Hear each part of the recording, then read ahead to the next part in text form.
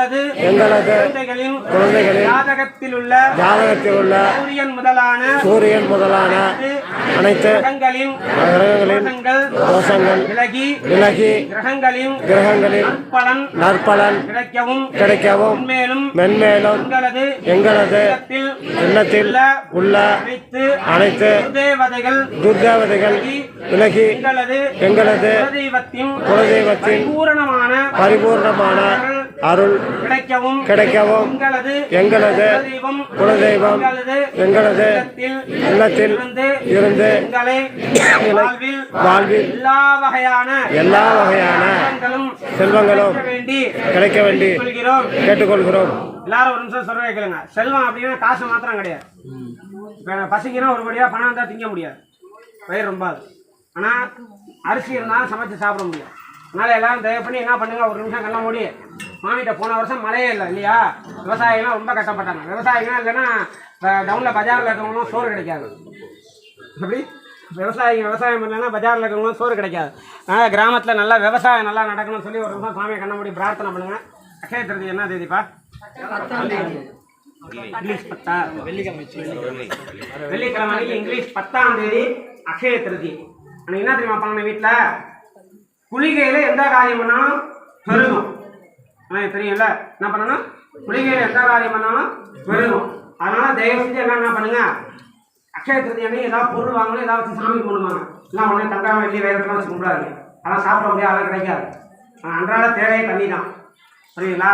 ஆனால் 7 மணிக்குள்ள எல்லாம் குளிங்க, 6 மணிக்குள்ள எல்லாம் குளிச்சு முடிச்சோம். அன்றைக்கி ஒரு நாள் 7 மணி அன்றைக்கி தூங்காமல் 5:30 மணி அனுப்பிச்சு குளிச்சு எல்லாம் வீட்டில் சுத்தம் பண்ணி அன்றைக்கி காலைல ஒரு 6 மணியே சாமி இடத்துல விளக்கேற்றி 7 மணிக்கு 7:15 கூட என்ன பண்ணுங்கள், சாமிகிட்ட ஒரு சொம்பு நிறையா இல்லை, ஒரு சின்ன குடம் நிறைய குடம் தண்ணி, என்ன ஒரு டம்ளார் நிறையா இல்லை படி. கிராமத்தில் எவ்வளோனா மரக்காய் இருந்தால் மரக்காயில், வீட்டில் படி இருந்தால் படி நிறைய நெல், இதை முதல்ல சாமிகிட்ட எடுத்து வைங்க.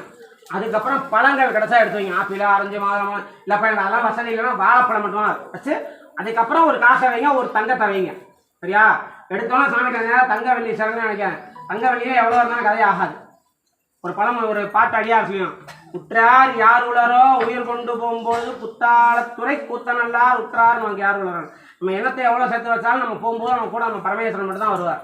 நம்ம பண்ணால் பாவ புண்ணியம் மட்டும்தான் வரும், மற்றெல்லாம் வராது நம்ம கூட. அதனால் அன்னைக்கு குபேரனுக்கு அன்னைக்கு என்ன அக்ஷய திருதியிலையும் நம்ம என்னத்தை வச்சு கும்பிட்றோமோ, என்னத்தை வச்சு செய்கிறோமோ அது நமக்கு பெருகும். அதேமாதிரி அன்றைக்கி கடையில் குடும்ப பெண்ணுங்களெல்லாம் ஆண்கள் என்ன தெரியுமா வாங்குறீங்க, உப்பு என்ன வாங்கினா, உப்பு, சர்க்கரை, அரிசி, இது மெயினாக வாங்குங்க.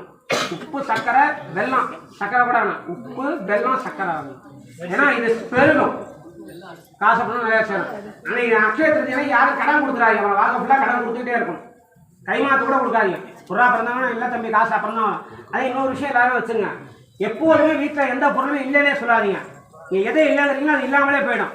எப்படி எந்த பொருள் இல்லைங்கிறீங்களோ அந்த பொருள் இல்லாமலே போயிடும். நம்மள்ட்ட கம்மியாக இருக்குது, வாங்கணும், வரணும்னு சொல்லக்கூடாது. வரும் அப்படின்னு தான் சொல்லணும். எதுவுமே வரும் தான் சொல்லணும், வரணும்னு சொல்லக்கூடாது. வரணும்னா வராது. ஒருத்தவங்க போயிட்டு வாவான்னு கூப்பிட்றது எப்படி, ஐயா வாங்கன்னு கூப்பிட்றது எப்படி, வாங்கன்னு கூப்பிட்டா வாங்க, வந்துடும் சரி வந்து நானும் போடுவேன். யாராவது கூப்பிட்டா வந்துடும் தம்பி, வா தம்பி அவசியம்னா போவேன். அதுமாரி தான் எல்லாமே. அதனால் என்ன பண்ணுங்க, எல்லாரும் மாமிட்ட குபேரனே என்ன பண்ணலாம், 7:09 குளிக்க நேரத்தில் என்ன வச்சு கும்பிட சொன்னேன், திரும்பி சொல்லுங்க, என்ன வாங்க சொன்னேன், அவசியம் வாங்க, யாரும் தப்பா எடுத்துக்காதீங்க. சரியா? ஏன்னா இன்னைக்கு அன்றாட தேவையே தண்ணி தான், நீர் நிலம் தான். அடுத்து நம்ம தேவை சாப்பாடு இல்லையா? அதனால் இது ரெண்டும் முக்கியம்.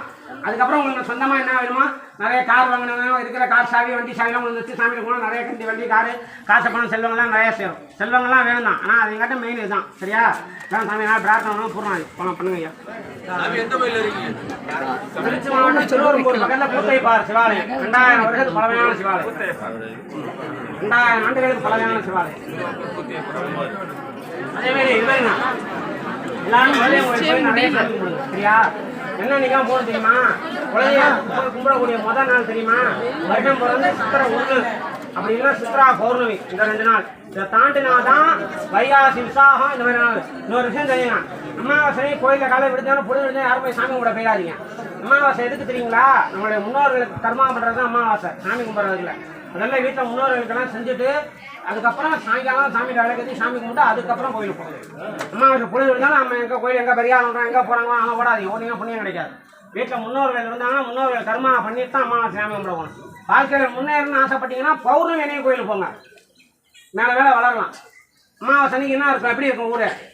குட்டாக இருக்கும். அன்னைக்கு போய் சாமி கும்பிடக்கூடாது, வழிபாடு பண்ணலாம். அங்கே ஆனால் கால பிரவேசம் அம்மாவாசை தான் விசேஷம். ஆனால் நைட்டில் போங்கப்பா, அந்த காலையில் பொழுது விடிஞ்சானே போயிடாம. அப்பா அம்மாலாம் இருக்கிறவங்க போகலாம், தப்பு இல்லை. இல்லாதவங்க வீட்டில் முன்னோர்கள் இருக்கிற வீட்டில் காலையில் பொழுது விடிஞ்சாலும் அம்மாவாசை கோயிலுக்கு போயிடாதீங்க. வீட்டில் கர்மம் இதெல்லாம் பண்ணிட்டு போங்க.